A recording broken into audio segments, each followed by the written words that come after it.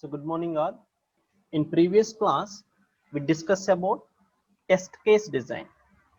Test case design. In that we see strategy. So how you are going to find the syntax at the top level, intermediate level, and field level, and different types of errors.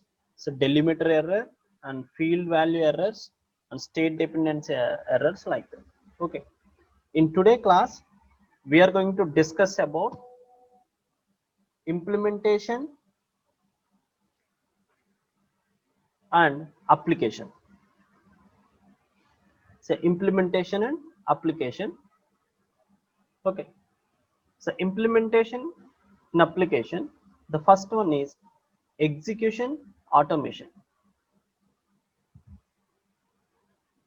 Syntax testing. So more than any other technique, so forces us to into test execution automation.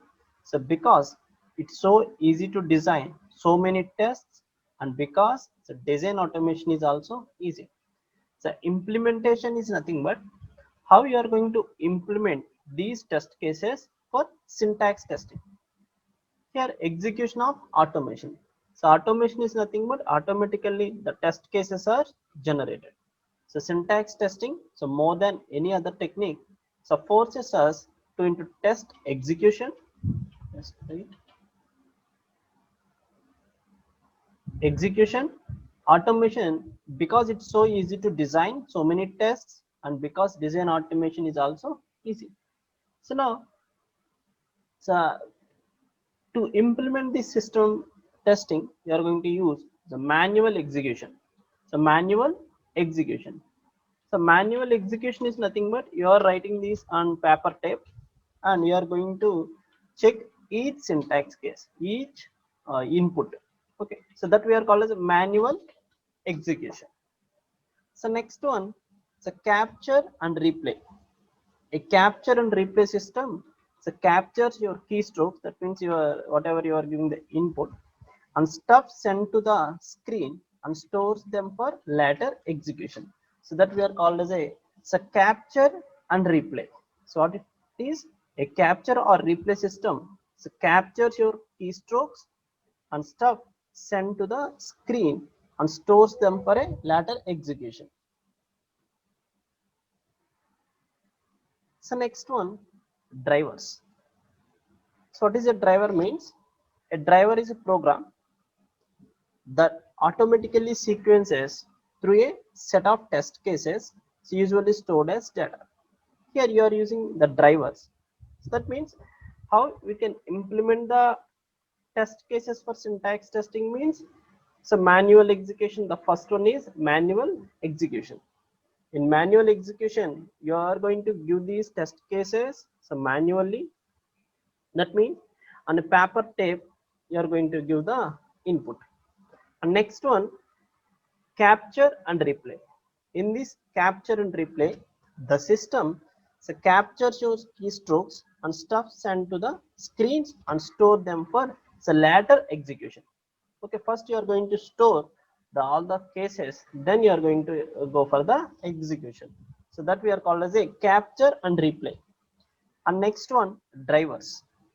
So driver is nothing but it's a program that automatically sequences through a set of test cases, usually stored as data. Okay. And the next one is scripting languages. So nowadays we are going to use these scripting languages. So what is a scripting language?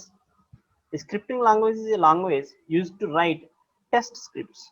Here you are going to write so different test scripts, different test scripts. So for example, in Python also, you are going to write some test cases, some test scripts for unit testing. Okay, that means by using the scripting language, you are going to write the test cases for syntax testing. Okay, so now, so these are the different types of implementations. One is the manual execution, second one is capture and replay, and third one is drivers, and fourth one is scripting languages. So next one, design automation. Design automation. Syntax testing is a good place to design a test design automations effort. So because it's so easy and has such a high immediate payoff. So here it's a design automation. So here by if you trained in testing, syntax testing, it is a good place to begin a test design automations. When comparing to remaining testing methodologies or testing, the syntax testing is good place to begin a test design automation effort. So because it's so easy when comparing to other tests, this is very easy and has such a high immediate payoff. Okay. So coming to design automations, here the system syntax testing is good place to design a test design automations effort. So because it's so easy and has such a high and immediate payoff. And here so we are going to use primitive methods. Primitive methods. So primitive methods is nothing but you are going to use this automation. So that means you are designing the test cases automations. You can do design automations with a word processor. With word processor.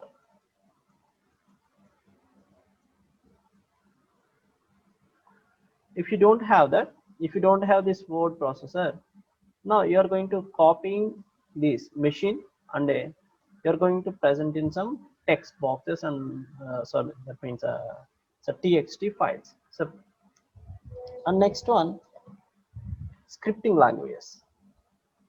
I hope you all are know the scripting language. Scripting language and processor, so such as here, so CASL. So this is the scripting language. So has the features needed to automate the replacement of good substrings by bad ones. So that means that it can validate the strings so based on some criteria. And next one, random string generators. Random string generator. So random string generator is nothing but here in syntax testing, you are going to validate the input. You are going to validate the input. In this, for this, you are going to need some strings. In the first primitive methods, you are going to write these strings and place it in the word processor and you are going to apply for the input. Next one is scripting language. By using any scripting language, you are going to write some strings and you can check this string is valid or not. So random string generators is nothing but these type of the strings. What is the input you are going to give? So that was so generated so randomly by using this random string generator. So that means so these random string generators, if the programmer is designed by the designer and it is so test by the tester. Now so this tester generate different types of strings by using this random string generator for the program. Okay, so next one, getting sophisticated. So getting sophisticated means so building an anti-parser. Anti-parser. It's about as complete. It's about as complicated as a simple compiler. So that means so getting sophisticated is nothing but here you are going to build so anti-parser. Anti-parser. So anti-parser means it's about so complicated as a simple compiler. So it's a compiler. The compiler can convert a high level language instructions into machine level language instructions. That means here the language is compiles is the BNF. So BNF. So already discuss about so what is a BNF, and instead of producing output code, it produces structured garbage. So getting sophisticated is nothing but it means that so building an anti-parser, it's about as complicated as simple compiler. So the language it compiles is so BNF. That means these BNF language already. So these BNF notations are converted into the structured garbage. Okay, that is a getting sophisticated. So productivity, so training, effectiveness.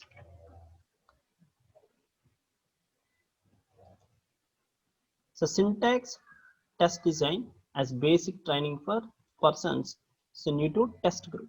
So that means you are enter into this testing stream.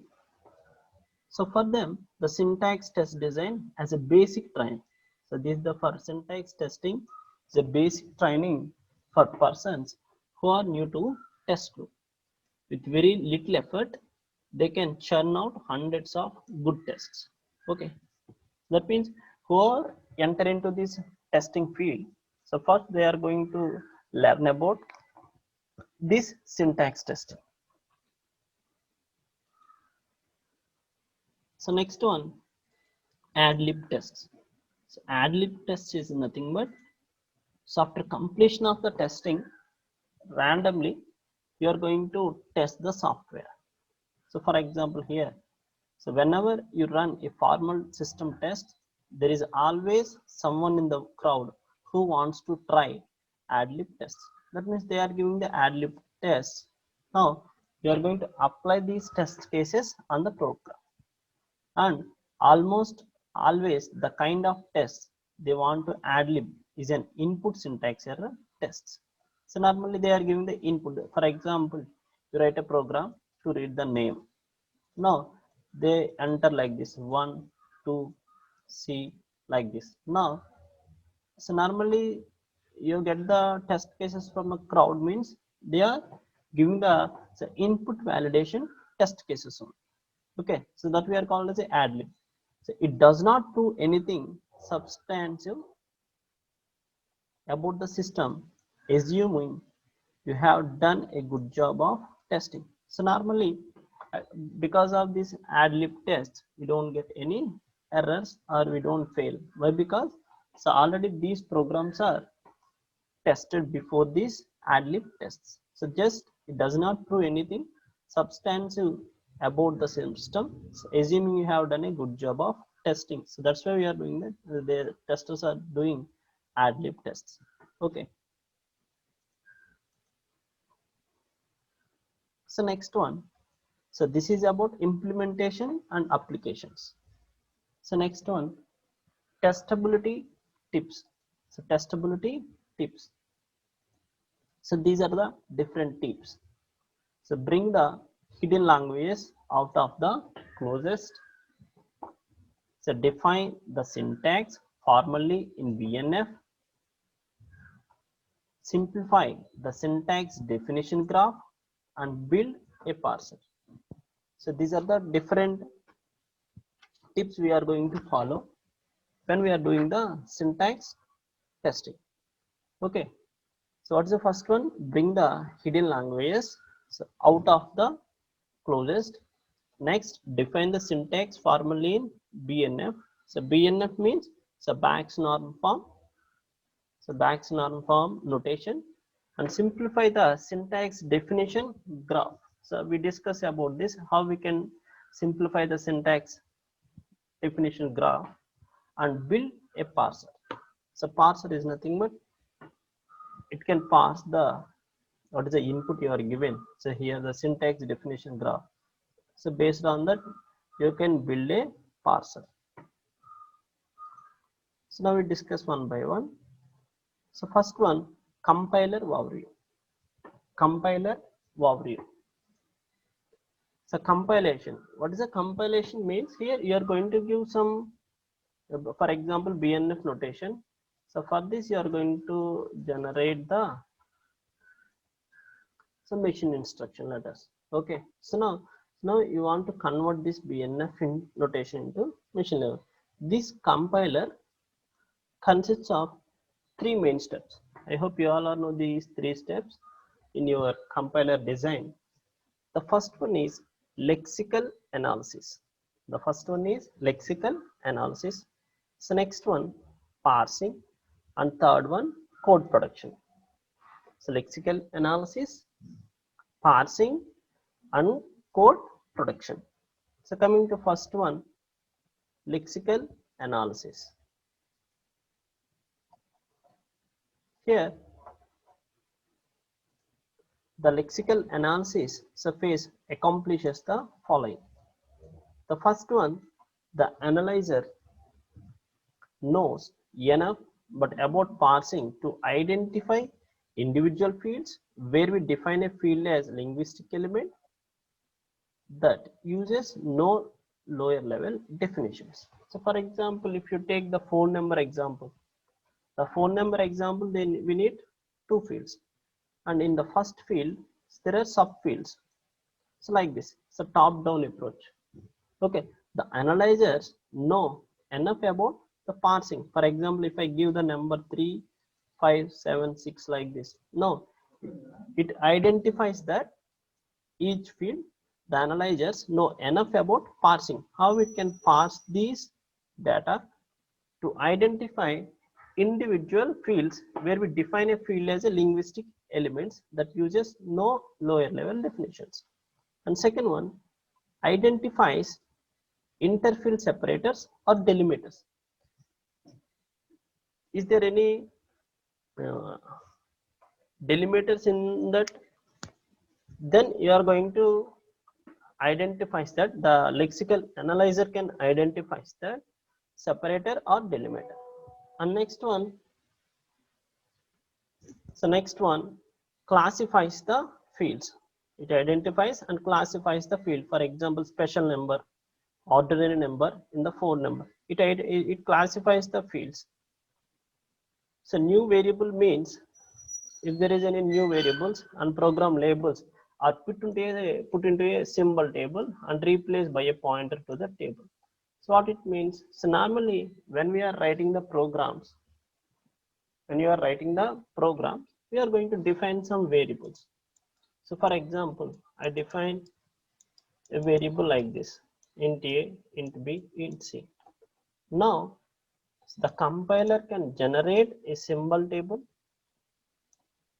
The symbol table. In this symbol table, it stores all the symbols. So for example, A, B, C, and it represents with some address. A, for example, 1001, B, 2001, C, 3001. This is not actual symbol table, just it is resemblance of symbol table.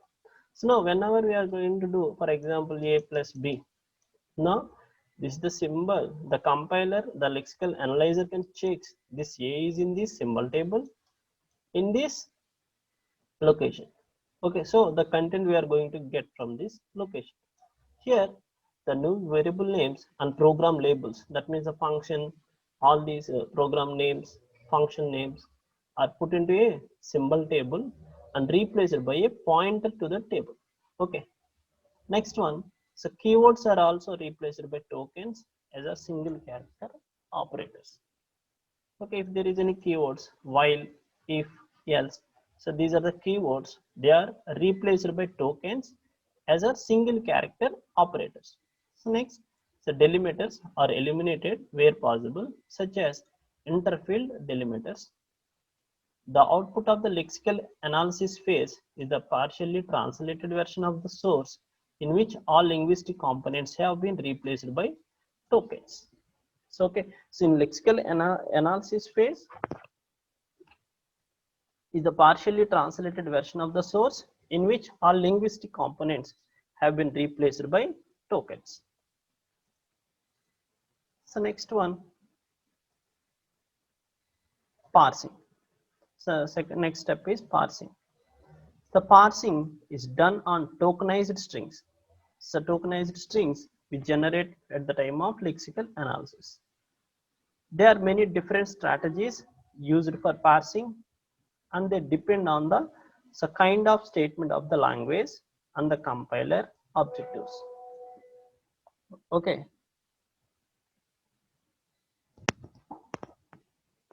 So code production. Code production consists of scanning the above tree in such a way as to assure that all the objects needed are available when they are needed, and then replace the tokens with the sequence of instructions that accomplish what the token is like. So that means code production is nothing but, so based on the lexical analysis and parsing, it generates the. So next one, typical software. So typical software, here we are going to use some softwares. So these softwares is a combination of the lexical analysis and parsing, and it is a produce the code. So typical software for syntax validation and command processing so follows, so lexical analysis little plus so parse a little and so process a little. So this is a typical software. How it works? It works. So separation of the typical software can separation of lexical analysis, so parsing and production. The typical software for syntax validation and command processing is like this: lexical little plus parse a little plus so parse process a little. So separation of phases. Separation of the so three phases means it is virtually impossible for bug to involve. If you involve so these three phases, then this is virtually it is impossible for the bug to involve in your software. And prerequisites: the language must be decent enough so that it is possible to do lexical analysis before parsing and parsing before processing. So okay, three types is one is the lexical analysis, and next one is parsing, and third one is processing for code. So prerequisites is nothing but, if you select a language, the language must be decent enough so that it is possible to do so lexical analysis so before parsing, and parsing so before processing. Okay, so this is about the testability tips. And so this is the end of the class. We discuss about implementation and applications and so testing tips. So this is the end of syntax testing also. Next class we are going to discuss about logic based testing. Logic based testing. Okay. So thank you all. So meet in next class. Thank you.